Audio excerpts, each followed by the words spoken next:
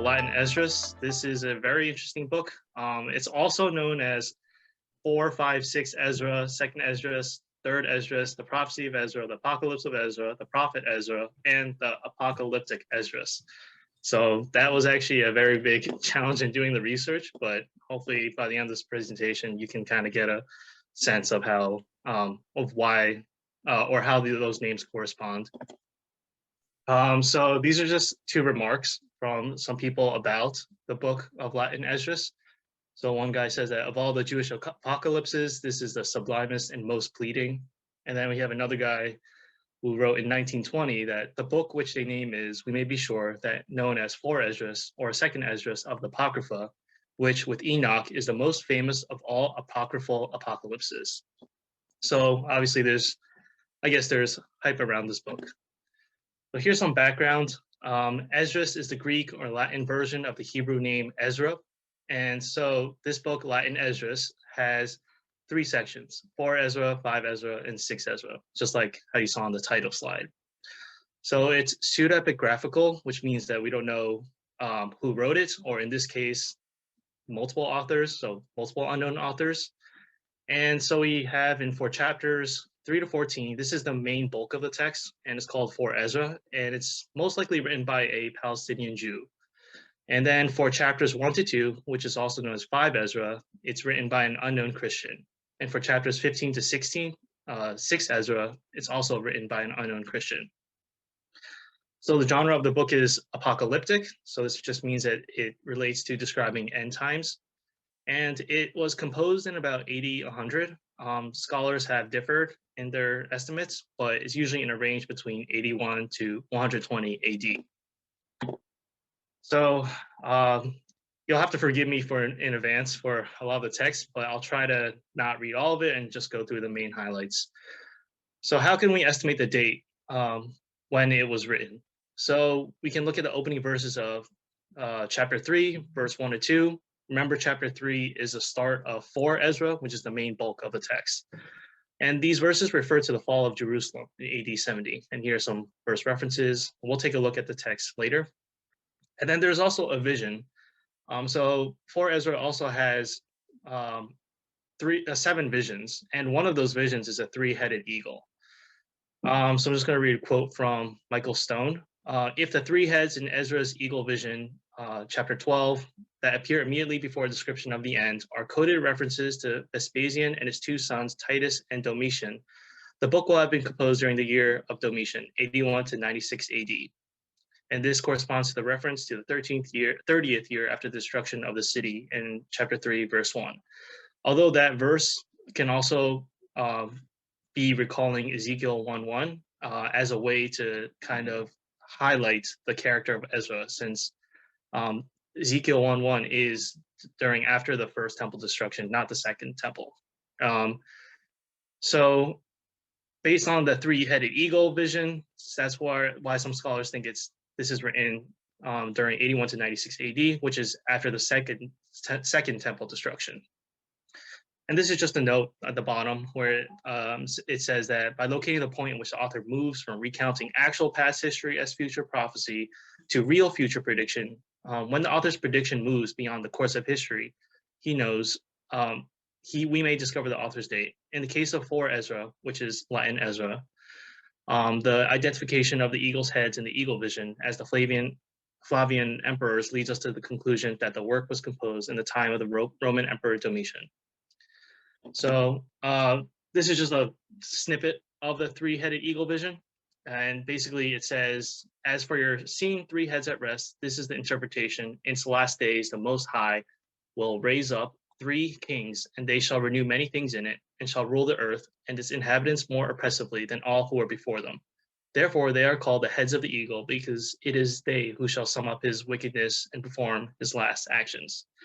And you'll see throughout reading these passages, it kind of reads, obviously reads very prophetically, but it almost reads kind of like a mix between like Revelation and Shepherd of Hermas. That's just from my quick observations. But this also kind of recalls like Daniel's prophecy of the statue and the different sections. But so that's why the genre is apocalyptic. And then another way we can date this book is that the earliest definite quotation from Latin Esdras, the 4 Ezra parts. So remember, there's 3 parts, 4, 5, 6 Ezra, but the 4 Ezra part, which is the main bulk, chapters 3 to 14. So the main quotation from 4 Ezra is in Clement of Alexandria's Stromateus, not sure how to pronounce that, but which is dated to the end of the 2nd century AD. So 4 Ezra must have been written and translated into Greek no later than the end of the 2nd century. And then there's another caveat too that some scholars think. If the possible reference in Barnabas, chapter 12:1, is accepted as a quotation, 4 Ezra will have been composed by the end of the 1st century. So those are just some considerations. So place of origin. Some scholars thought that the reference to Babylon in chapter 3, verse 1 and verse 29 was a cryptic symbolic reference to Rome. But Bruce Metzger disagrees, and he says that obviously the Semitic coloration of the work rather suggests Palestine as the place of writing and publication of the Hebrew original. There's no trace of any influence from Egyptian Judaism or from the Qumran community. And then another scholar, Bruce Longenecker, he also agrees that the original was Semitic. And he says the original text shows considerable textual and theological relationship with 2nd Baruch and less evidently with Pseudo-Philo and the Apocalypse of Abraham, despite some notable differences, but all of which are almost certain to be located within Judea. And then Longenecker, this is kind of an interesting point, but he further believes that the reference to Babylon is a pseudegraphic device that reinforces the identity of the main character as Ezra, the priestly scribe in Ezra and Nehemiah. So there's some controversy regarding like who is this Ezra actually in this work, and we'll get to like a couple of different interpretations. But Longenecker believes that whoever wrote Latin Esdras wanted to reinforce that the Ezra in Latin Esdras was the same Ezra as in the books that we have most commonly in our Bibles as known as Ezra and Nehemiah. So he says that, to reinforce it, he was saying that this Ezra was the person who left Babylon after the exile and established the Torah as the rule of life when people got into their own land. That is the Ezra of Ezra and Nehemiah, which the author is trying to connect to, that Ezra. So he thinks that it's possible that the author of Latin Esdras felt that the experience of living in the time after the Second Temple was destroyed was similar to the experience of living in exile in Babylon. And that's another one of his theories to why Latin Esdras references Babylon. It's kind of like the author wanted to show that the experience of having the Second Temple destroyed was basically like living in exile in Babylon, like far from the presence of God, dwelling in the temple. So those were just 2 comments from Longenecker. And yeah, so like I mentioned, who is Ezra Salatiel? These pronunciations are pretty hard. But so 2nd Esdras chapter 1, verse 1. So I'm going to be using mainly the terms 2nd Esdras, Latin Esdras, and 4 Ezra. 4 Ezra has a distinction of being in the middle of 2nd Esdras, but that's why I think using 2nd Esdras is the easiest, because that's what it is in the New Revised Standard Version. So 2nd Esdras chapter 1, verse 1. This is the Christian edition, so not the bulk of the text of chapters 3 to 14. And it says the book of the prophet Ezra, son of Sariah, son of Azariah, son of Hilkiah. So that has the genealogy, basically all the way until son of Aaron of the tribe of Levi. So just remember that for a second. And then in 2nd Ezra chapter 3, verse 1, so this is like the bulk of the text, not the Christian editions, but just the Palestinian Jew author. And it says, in the 30th year after the destruction of the city, I was in Babylon. I, Salatiel, who am also called Ezra. I was troubled as I lay on my bed, and my thoughts swelled up in my heart because I saw the desolation of Zion and the wealth of those who lived in Babylon. So obviously there's some differences here. Who is Salatiel? Why isn't that mentioned in chapter 1, verse 1? Because chapter 1, verse 1 is obviously trying to attach Ezra to the basically biblical, or I guess I don't know the right term, but canon Ezra and Nehemiah, the priest, son of Sariah, and son of Aaron, but in chapter 3, in the Palestinian Jew authored bulk of the text with all the visions, it somehow, for some reason, mentions Salathiel. So there's a lot of confusion surrounding this, and it's not something I want to really get into because that could be a whole separate presentation. But what what scholars have also hypothesized is that, yeah, like Longenecker mentioned before, like this Ezra in Latin Esdras is supposed to be the Ezra of Ezra and Nehemiah. Doesn't mean like he is, but it's like as if this Ezra was speaking. It's as if the Ezra after the first temple is speaking now regarding the second temple. And some traditions do actually connect the Ezra of Latin Esdras to the same Ezra of Ezra and Nehemiah, but again, this would require further research, and I didn't really have time to do that.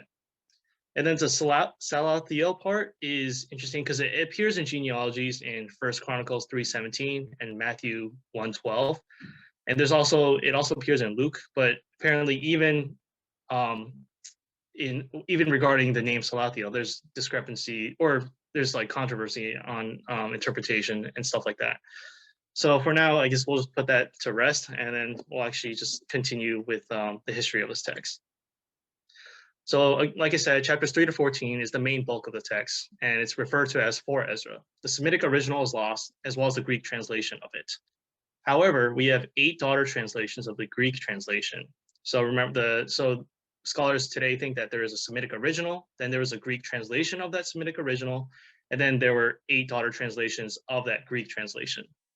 And then we have those in Latin, Syriac, Ethiopic, Georgian, Armenian, and 2 different ones in Arabic. And also there has been a Coptic version in the Sahidic dialect that has also been discovered. The bottom quote, I'm not going to read all of it, but basically Metzger is just basically saying that the language and the grammar, it harkens, in those 8 daughter translations, it harkens back to the Greek genders and like grammar, and then that also suggests the Semitic original. And some people have said it was Aramaic, but there's been a lot of notable Hebraisms that indicate that there was a Hebrew original. So again, chapters 1 to 2 is one of the 2 Christian editions, and it's referred to as 5 Ezra. We only have evidence of these chapters in Latin. Latin is probably the original language of these chapters, although a Greek template for these chapters is possible. And these 2 chapters were written in the 2nd or 3rd century AD. And 1516 is the other Christian edition, and this is referred to as 6 Ezra. And for these chapters, we currently only have a fragment containing 3 verses in Greek that was found in Oxyrhynchus. And fun fact, that Oxyrhynchus papyri are a group of manuscripts discovered during the late 19th and early 20th centuries by papyrologist Bernard Pine Grenfell and author Serge Hunt at an ancient rubbish dump near Oxyrhynchus in Egypt. And another fun fact, the Oxyrhynchus hymn is the earliest known manuscript of a Christian Greek hymn to contain both lyrics and musical notation. So those are just 2 fun facts, but going back to the history of the text itself, it was for chapters 15 and 16, they were most likely originally composed in Greek, and sometime before the mid-6th century, it was translated completely into Latin, and it is in Latin, it's the only language in which it survives completely in toto. Chapters 15 to 16, it only survives completely in Latin, and so this was also written probably during the 2nd to 3rd century AD. So basically, why did I choose to refer to as Latin Esdras, and why do a lot of people choose to refer to as Latin Esdras? Because obviously there's so many names and so many different numbers. It's just the easiest, and based on scholars' evaluations of all the manuscripts that we have related to Latin Esdras, it seems most likely that Ezra 4, 5, and 6 were connected in the Latin tradition. So remember that Ezra 4 is chapters 3 to 14, and Ezra 5 is 1 to 2, Ezra 6 is 15 to 16. But based on the manuscripts themselves, scholars believe that they were connected in Latin. So here's a stemma from R. Blake. He's a scholar, and this was So Michael Stone is also a prominent scholar on this book, and he is referencing R. Blake's stemma. And this is just kind of a chart of like, you can see the progression or what scholars think is the progression of this book. First there's the Hebrew, then the Greek, and then X and Y are hype archetypes, and they assume that they were Greek. And then you see on X goes to Latin and Syriac, and on Y it splits into Y1 and Y2, and those have the Georgian, Ethiopian, and Coptic copies. So this is just going to be a list of all the Latin manuscripts that are cited for this translation by Metzger. And I just wanted to point out like two interesting things. So the first, Codex Sanger-Menenesis. This is the oldest copy of 4 Ezra. It lacks chapter 7, verses 36 to 105, and is the parent of the vast majority of surviving manuscripts. The missing section had at one time been contained on a leaf that had been cut out in early times. Since the passage contains an emphatic denial of the value of prayers for the dead, it is probable that the excision was made deliberately for dogmatic reasons. And so, interestingly enough, this fragment or this missing section was found, and was found in number 2. It says Bibliothèque Communale of Amiens, and this manuscript contains the missing section. So yeah, this missing section, it was found by Robert Bensley. So I'm just going to read a quote that Michael Stone wrote about this. In the Latin language tradition that prevailed in Europe and the Western world, a large section of 4 Ezra, chapter 7, verse 36 to 106a, was unknown from the Middle Ages throughout the 19th century because it was missing in all the known manuscripts. Around 1870, Robert Bensley discovered a Latin manuscript in the Bibliothèque Municipale in Amiens, France, that contained the missing section. So this is just a continuation of all those codex citations, and now it's getting into like the daughter copies. But I wanted to highlight the Georgian and the Greek daughter copies. So in the Georgian, it's interesting that portions of 4 Ezra are contained in 2 manuscripts, one preserved in the library of the Greek Patriarchate at Jerusalem, and the other containing excerpts comprising about 2/3 of the book in the Libra of Iveron on Mount Athos. So I just thought that was interesting. And then, of course, at the bottom, it mentions the Oxyrhynchus verses on the papyrus. And yeah, so I just wanted to mention those 2 things. So here's finally the chart that I made as I was looking into this. Obviously, the names are very confusing, but here I have, like, I guess, major denominations and what they call this book, Latin Esdras. So Latin Esdras, what I'm using to call Latin Esdras is 4 Esdras, 5 Esdras, and 6 Esdras. You can see on Roman Catholicism, bottom left, though that would be comprised of that would be the books that comprise Latin Esdras, except that the order is actually 5, 4, 6, because 4 is the Semitic original, and then 5 is the Christian edition of 1 to 2. The chapters 1 to 2, and then 6 is the other Christian edition of chapters 15 through 16. So you can see how it can get pretty complicated. But if we go to Protestantism, obviously the Bible that I used to read this book was New Revised Standard Version, and it was basically just titled Second Esdras, and then all the different chapters are, there's no distinction. It's just 1 through 16. But in comparison to Roman Catholicism, I made the chapters known there. Eastern Orthodoxy. Oh, by the way, there's an asterisk next to Protestantism because obviously it differs between different denominations, so it could differ. And the same thing with Eastern Orthodoxy. So this is based on like a general Greek, I guess, Eastern Orthodox Bibles. So they actually don't have Latin Esdras in the Bible because it was not part of the Septuagint. And then Eastern Orthodoxy, this is the interesting part. I think it's because of the Georgian manuscript, the daughter manuscript, that Latin Esdras actually made its way into Slavonic or Russian Eastern Orthodox Bibles. Sometimes they're added as an appendix, but sometimes they're actually included part of the canon, I believe. And that's a whole nother topic is where these Bibles include this second Esdras or Latin Esdras, that's a whole nother, like in the order of books, that's a whole nother topic. But it's interesting that they call it third Esdras, and they kind of don't split it up, just like the Protestants don't split it up. They kind of just include, chapters 1 through 16, but they call it third Esdras. So yeah, that's just a quick overview. And then here's a colorful chart. First time there's color in this presentation. This is made by Gary Stevens. He has a History in the Bible podcast. I'm not sure in terms of what his faith is currently, but I think he just likes to look at history in the Bible. And here I just highlighted in this yellow box towards the bottom that the Ethiopian Orthodox Church, they call basically 4 Esdras or Latin Esdras, Ezra Setuel. And it's also interesting that in the early versions of the King James Bible, 4 Esdras was included as an appendix. And so I looked up, this is just a statement from the King James Bible online, but basically they said that the Apocrypha were published in the original 1611 King James Bible, and these were positioned between the Old and New Testament, and the Apocrypha was a part of the King James Version for 274 years until being removed in 1885 AD. So that was just very interesting. So here's actually a quote from Father Stephen DeYoung. He's an Orthodox priest, and he wrote this on the whole council blog from Ancient Faith. And I'm just going to read it because it kind of gives you a glimpse into how this confusing nomenclature came to be.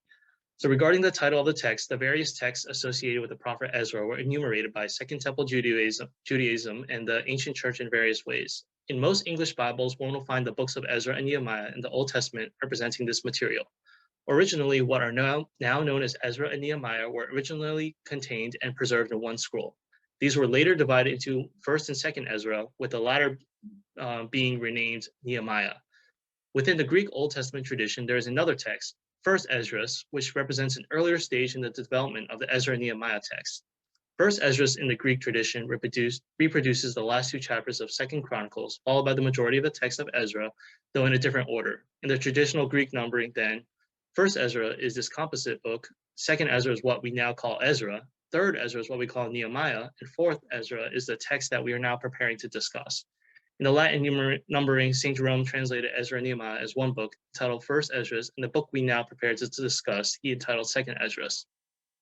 The remainder of this posting will utilize the 4 Ezra title for this book. So even within this quote, it differs a little bit from the chart that I posted. For example, he says that St. Jerome translated Ezra and Nehemiah as one book, and that St. Jerome titled Latin Esdras as Second Esdras. But in the Catholic column, you see that it's actually 4 Esdras, 5 Esdras, and 6 Esdras as Latin Esdras. So I'm not sure exactly when, St. Jerome's title of Second Esdras became 4, 5, 6 Ezra. I've heard it mentioned at the Council of Trent, but this is not, I guess, my expertise. But yeah, even here he also mentions the Greek tradition with the numbering, and that was different from what I had seen from other sources.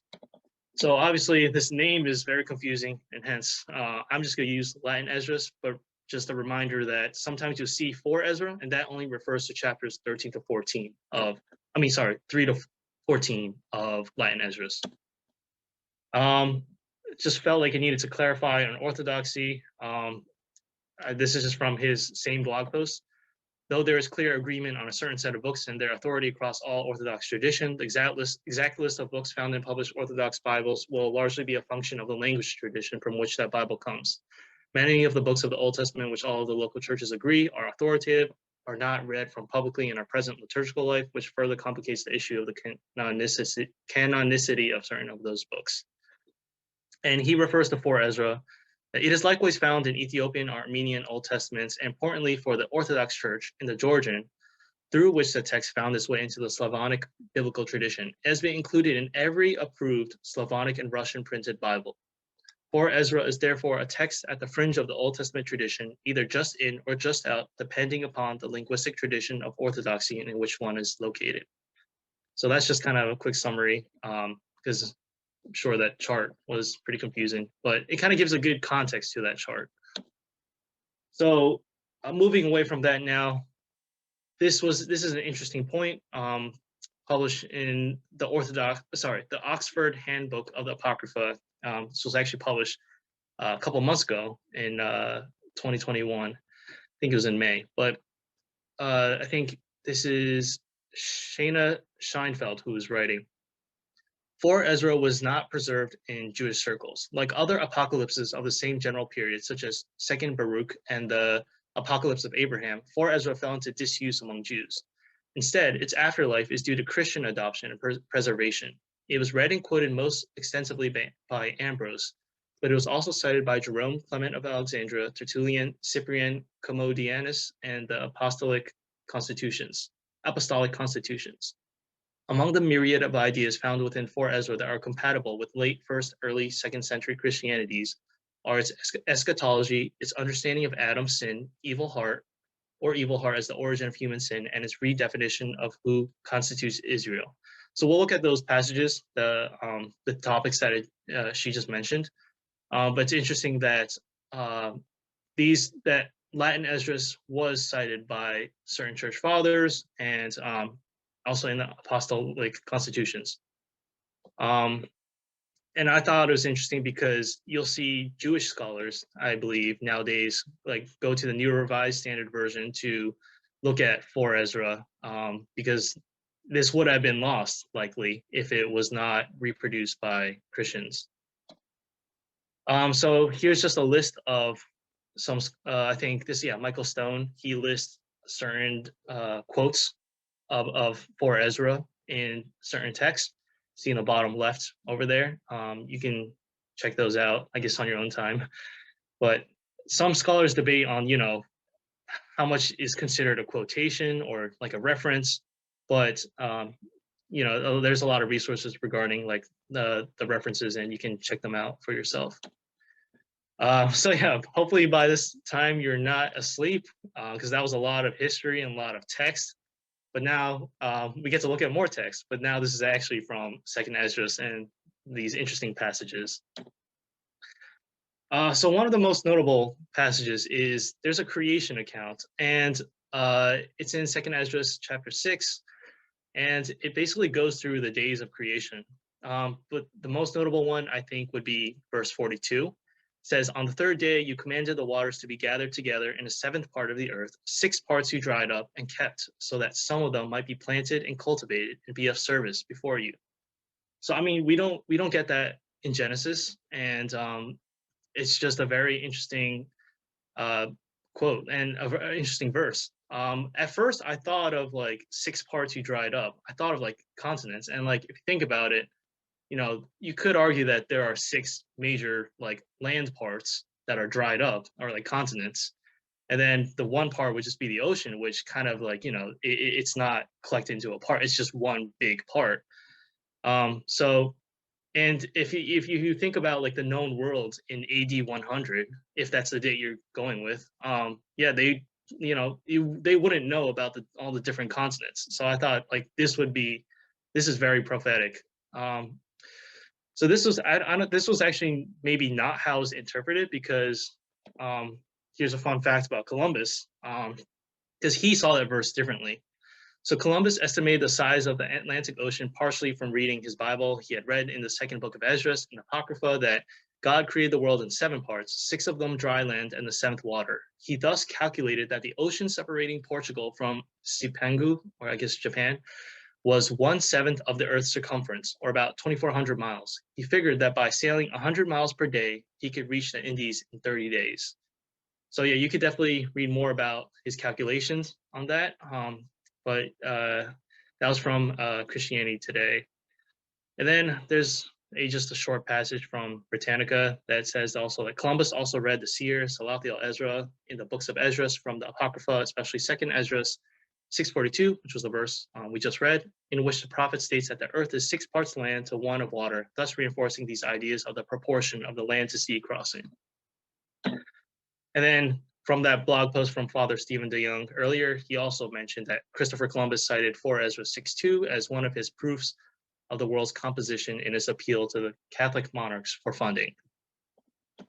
And then we go on to another interesting passage, Adam's sin or evil hearts. So I'm just going to read this from chapter 4, verse 30. For a grain of evil seed was sown in Adam's heart from the beginning, and how much ungodliness it has produced until now, and will produce until the time of threshing comes. Consider now for yourself how much fruit of ungodliness a grain of evil seed has produced.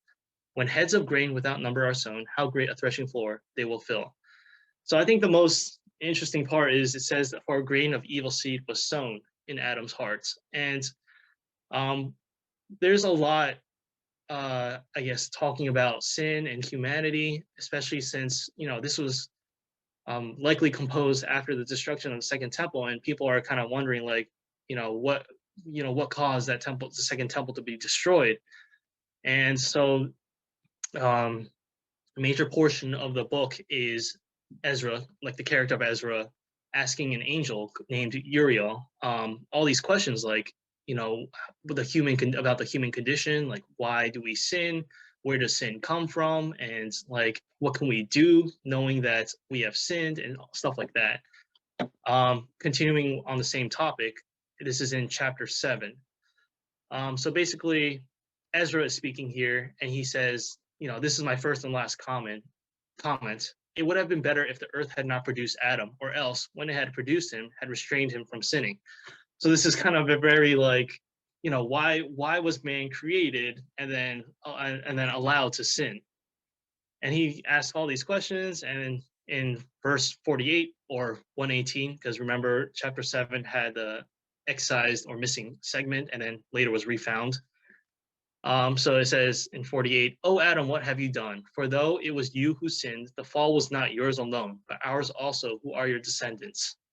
So obviously these are, very interesting questions that are being asked in times of despair and pain, and it's very relatable.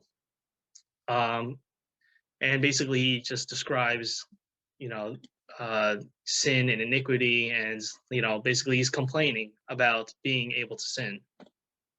So the angel Uriel answers, this is the significance of the contest that all who are born on earth shall wage. If they are defeated, they shall suffer what you have said, but if they are victorious, they shall receive what I have said. For this is the way of which Moses, while he was alive, spoke to the people, saying, choose life for yourself, so that you may live. But they did not believe him, or the prophets after him, or even myself who have spoken to them. Therefore they shall not be grief. Therefore there shall not be grief at their destruction, so much as joy over those to whom salvation is assured. So basically the answer is, like, you'd still have a choice, even knowing Adam sinned, and, like, whatever your view on, I guess, original sin or essential curse, we know that we live in a world with sin, and we know that all eventually do sin, and that we are sinners, but you still have a choice, that God gave us precepts.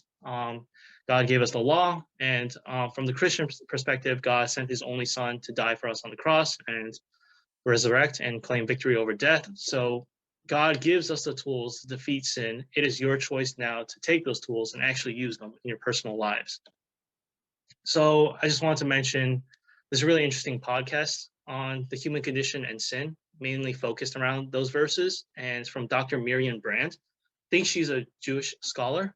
So yeah, so, like, kind of always ask yourself if you're listening to the podcast, like, how would a Christian respond to this, and what would a Christian say? But she offers a very interesting take on all these things, and she kind of ties in Second Baruch, which was another pseudepigraphical book, I believe, that was written around the same time and has very similar themes, although some people debate that the relationship isn't as close as it seems. But she basically goes on to talk a lot about this, and there's a lot of interesting theories about sin, like, is it passed down, and are we destined to sin? What tools do we have against sinning? We have reason and logic, and is that enough to overcome sin? And she does mention, interestingly enough, that, like, the law, she interprets Ezra in saying that, like, I think there's a couple passages on the law, but she does agree that the law was not enough, in a sense that there is something else that needs to happen for us to overcome sin. And from the Christian perspective, I believe that's Christ and giving us new life. But it's a very interesting podcast that I encourage everybody to check out. So here's another interesting passage: Jesus giving crowns. So this is one of the most vivid descriptions of perhaps the righteous receiving rewards. This is so beautiful. I'm just going to read the whole passage. Hopefully you guys are okay with that. I, Ezra, saw on Mount Zion a great multitude that I could not number, and they all were praising the Lord with songs. In their midst was a young man of great stature, taller than any of the others, and on the head of each of them he placed a crown, but he was more exalted than they. And I was held spellbound. Then I asked an angel, "Who are these, my Lord?" He answered and said to me, "These are they who have put off mortal clothing and have put on the immortal, and have confessed the name of God. Now they are being crowned and receive palms." Then I said to the angel, "Who is that young man who is placing crowns on them and putting palms in their hands?" He answered and said to me, "He is the Son of God, whom they confessed in the world." So I began to praise those who had stood valiantly for the name of the Lord. Then the angel said to me, "Go, tell my people how great and how many are the wonders of the Lord God that you have seen." Now, one thing to note is that this is from chapter 2. So this is a Christian edition, but as we'll see shortly, there are a lot of references to the Son of God and the Messiah in the Palestinian Jew composed section of chapters 3 to 14. And yeah, here we go. The Lion of Judah. I forgot to cite the verse and chapter, but I can find that after. But here in verse 31, it says, "And as for the lion whom you saw rousing up out of the forest and roaring and speaking to the eagle and reproving him for his unrighteousness." So this is referring to a vision. This is after the vision of the three-headed eagle. And then now there's an introduction of the lion. So I'm just continuing. "And as for all his words that you have heard, this is the Messiah, whom the Most High has kept until the end of days, who will rise from the offspring of David and will come and speak with him. He will denounce them for their ungodliness and for their wickedness, and will display before them their contemptuous dealings. For first he will bring them alive before his judgment seat, and when he has reproved them, then he will destroy them. But in mercy he will set free the remnant of my people, those who have been saved throughout my borders, and he will make them joyful until the end comes, the day of judgment of which I spoke to you at the beginning." So I think you have to also keep in mind, and this will be, I guess, a point of it's just like one of the important factors whenever we read Second Esdras is also like the date, because if you accept the date that this was written near 100 AD, then obviously we know that Jesus had already come and had already demonstrated miracles and also resurrected and rose again. But if you accept that this maybe is Second Latin Esdras was truly the words and experience of Ezra from Ezra and Nehemiah. So after the first destruction of the first temple, then this is like blaringly prophetic about Jesus. Still prophetic about Jesus either way, but you have to then take the date into consideration. So that might be a reason for why you've never heard of this verse or this passage. And then one other notable passage is the transfer of promise. I guess this could also be kind of controversial nowadays, but I'm just going to read it because I think it's very interesting. "Thus says the Lord to Ezra, tell my people that I will give them the kingdom of Jerusalem, which I was going to give to Israel. Moreover, I will take back to myself their glory and will give to these others the everlasting habitations which I had prepared for Israel." So here it's like there's a transfer of the promise, and they're just like kind of like a new Israel. And I guess that's all I'll say about that without going to a whole further discussion about, I guess, what people call like supersessionism and stuff like that. And then another interesting passage, I think, where there's just a couple more, only a few left, but here there's mention of 70 secret books. So I'm just going to start from verse 45, and this is in chapter 14. "And when the 40 days were ended, the Most High spoke to me, saying, Make public the 24 books that you wrote first, and let the worthy and the unworthy read them. But keep the 70 that were written last, in order to give them to the wise among your people. So I think in my commentary, it mentioned that the 24 books were the 24 books of the Old Testament. And then, but the interesting part is that it mentions these 70 secret books that are to be given to the wise among your people. There's a lot of, I guess, theories on who the wise are. And I think like that's a whole nother topic again as well. But I think it's just interesting that this passage or this verse mentions secret books. And then one thing you do have to keep in mind is this is from a Catholic introduction to the Bible, and now if we put ourselves in the frame of the more popular books of Ezra and Nehemiah, so this is what Brant Peter wrote, or Petra, I'm not sure how you pronounce it, but he says, like, in this introduction, after the Persians conquered Babylon, 539 BC, the priest Ezra led a large group of Babylonian exiles back to the land of Judah and was heavily invested in teaching the post-exilic Judean community to live according to the law of Moses. And this is in Ezra chapters 1 through 6. Later Jewish and Christian tradition, as well as some modern scholars, credit Ezra with editing the books of Moses into their present form. Ezra's younger contemporary Nehemiah also led the post-exilic community and left literary remains, as did the prophets Nahum, Haggai, Zechariah, Joel, Obadiah, and Malachi. So, I guess like from later Jewish and Christian tradition, we know some modern scholars credit that Ezra edited the books of Moses into the present form. So I wonder if that has any connection with Ezra being told here, make public the 24 books that you wrote first, the 24 books of the Old Testament. But still, I guess we're not sure exactly what the 70 were. There are a lot of other pseudepigraphical books and accounts and prophetic accounts related to Second Esdras. So maybe those are the 70 books. But I know like one scholar mentions that the wise among your people are basically anybody who reads Second Esdras or Latin Esdras. If you're reading this, then you might be counted among the wise. So, I mean, those are just some interpretations and theories. So this is the last interesting passage. This will come into play later. So here, I believe Ezra, I believe this text is basically referring to like a remnant. So I'll start reading it, and then I guess I'll stop at the end of the highlight.